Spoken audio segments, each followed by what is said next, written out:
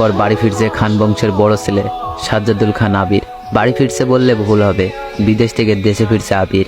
এই 7 বছরে খান বাড়িতে ঘটে গেছে অনেক ঘটনা, যার সাথে সশরীরে যুক্ত নেই আবির, তবে আত্মিকভাবে প্রতিটা ঘটনায় জড়িত আছে সে।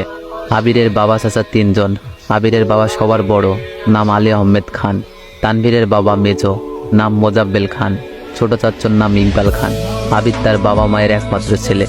মেজো চাচা মানে মোজাম্মেল খানের এক ছেলে এক মেয়ে। ছেলের নাম তানভীর খান, মেয়ের নাম মাহাদিবা খান মেয়ে। ছোট চাচার এক মেয়ে এক ছেলে, মিমার আদি। এখনও তারা এলাকার যৌথ পরিবারগুলোর মধ্যে শ্রেষ্ঠ। বাড়ির সকলের প্রাণ যেন একসাথেই বাঁধা। 5 ভাই বোনের মধ্যে আবির সকলের চোখের মণি।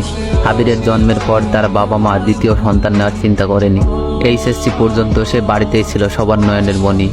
আবিরের চাঞ্চল্যে মেতে থাকতো খানবাড়ি। আচমকা যেন পরিবেশটা পাল্টে গিয়েছিল। 18 বছর বয়সে আবির হঠাৎ করে স্কলারশিপে বিদেশে পড়তে যায়। বাড়ির সকলের সাথে শারীরিকভাবে যেমন দূরত্ব বেড়েছিল, তেমনই দূরত্ব বেড়েছে মানসিকতার। 7 বছর পূর্বের আবিরের সাথে বর্তমান আবিরের আকাশ পাতাল পার্থক্য। দেখে যেন চেনার উপায় নেই। 6 ফুট লম্বা ছেলেটা, গায়ের রং শ্যামলা, গাল ভর্তি চাপদাড়ি, চুলের স্টাইল কোনো নায়কের থেকে কম না। তার ফ্যাশন আর লুকে যে কোনো মেয়ে এক দেখাতেই প্রেমে পড়তে বাধ্য। প্লেনে বসে আবির অবলীলায় ভেবে যাচ্ছে অতীতের ফেলে আসা স্মৃতিগুলো, সেই চাঞ্চল্যকর মুহূর্তগুলো